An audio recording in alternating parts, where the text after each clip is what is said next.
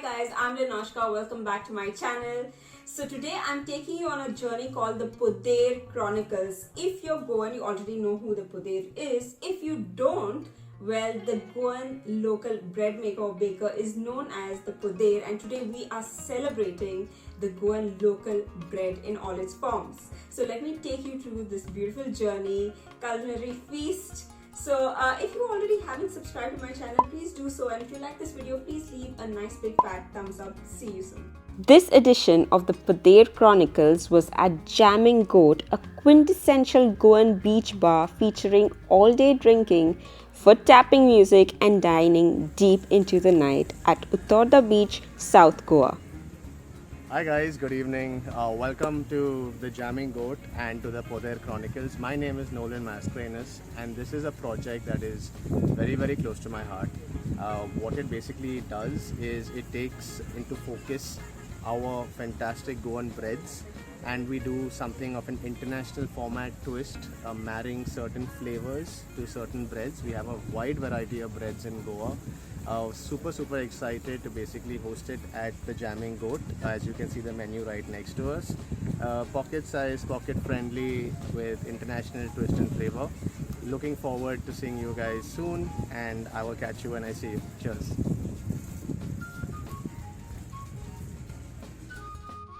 Just taking you a little behind the scenes from the kitchen. This edition of the Poder Chronicles by Nolan Mascarenhas is curated alongside and in association with Chef Saurabh Mehta.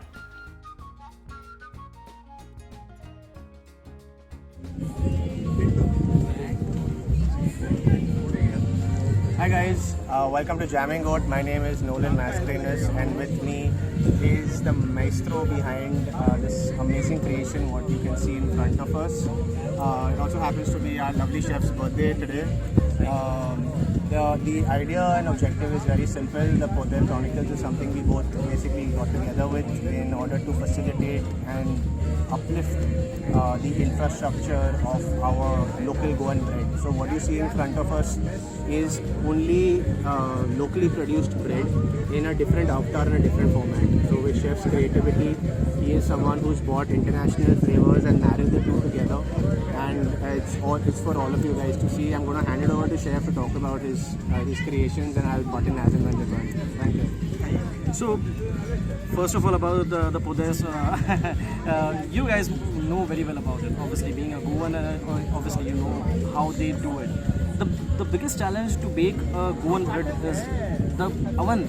The oven is so small, and at the same time heat is very high. So the timing, it should be very perfect. For example, if you are baking a bread, and after baking a bread, there should be a specific time where you rest it for each and every bread. For example, here we have katari. It needs almost 10 minutes for resting, and then here we have undo, so it needs almost 25 minutes for resting.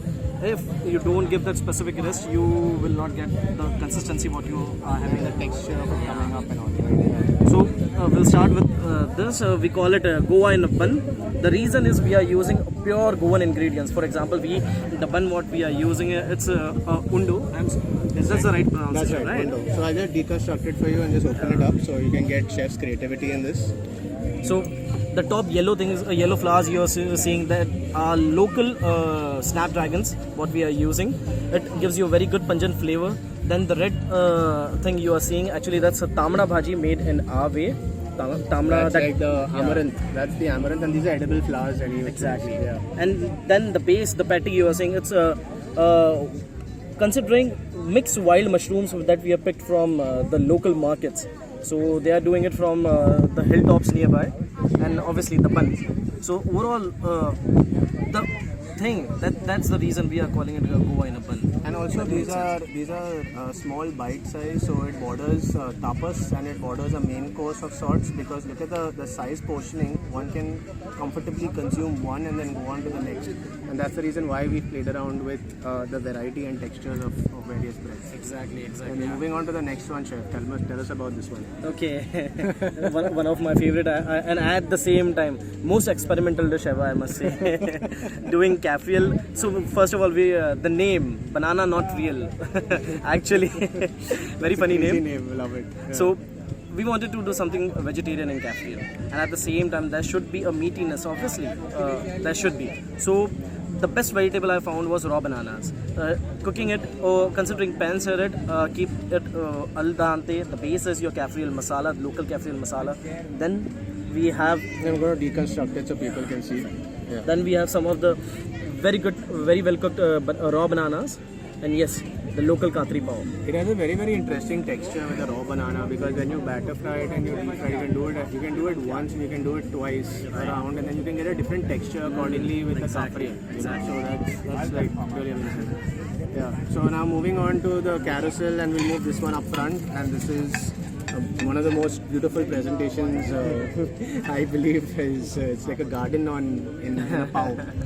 But yeah, chef, go ahead. Which one is that? So we call it crab from the south. So actually the flavors what we were supposed to do here, it's the combination of south and Goa. South considering your Karnataka, your Kerala. So the way they cook their seafood, there are various ways: pan sear, fry, deep fry.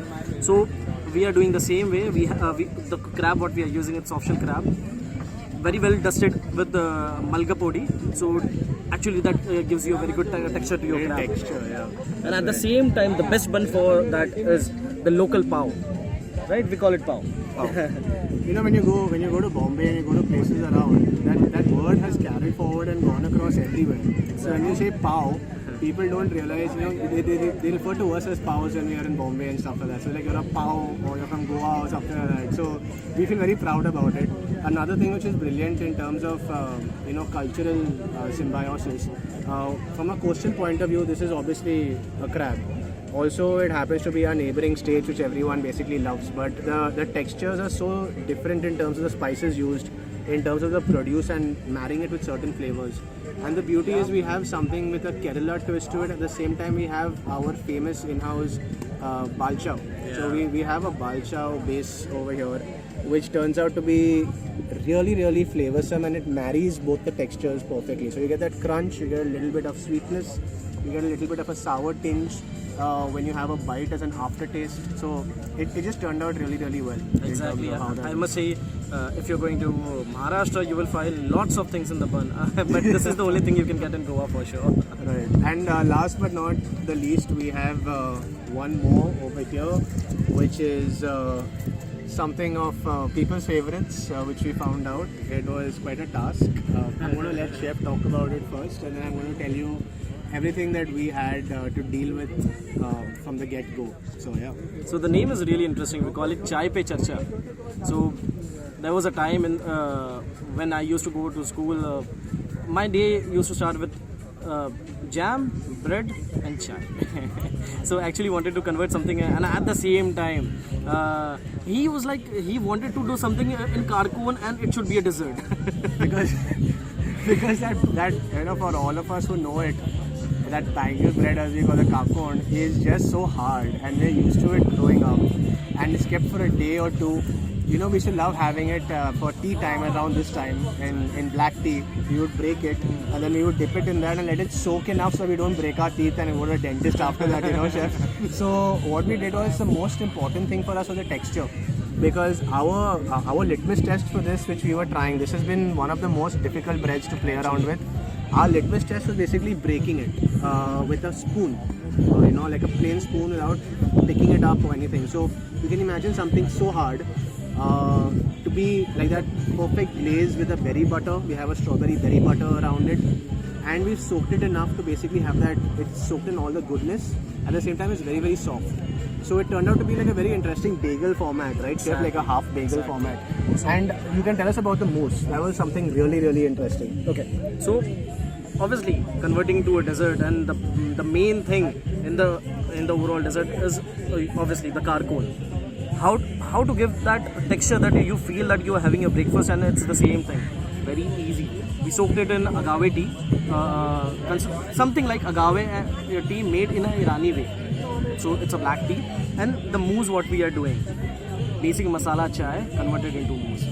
Everything goes very well. When you take a bite, there is a texture of mousse going well with the soft karkon soaked in Irani, and yes, at the you will get that after flavor of agave and the last thing, the And strawberry what I butter. love, and the butter, and what I really love about it is in the middle of it all you get that hit of the caramelized cashews and the almonds which we have. So when you're biting it, suddenly you just go like crunch, and then you're like, what is that? And it's like it has that sweet tang to it. So yeah, that's our little dessert creation for you guys.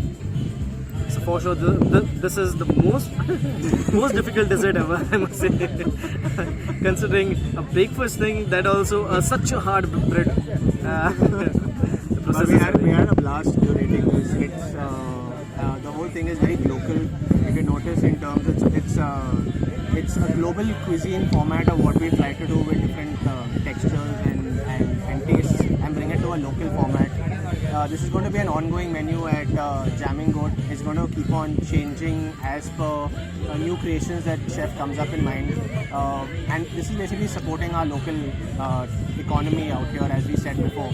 So do come on over, meet the dude out here. He's going to like rock your world with crazy creations.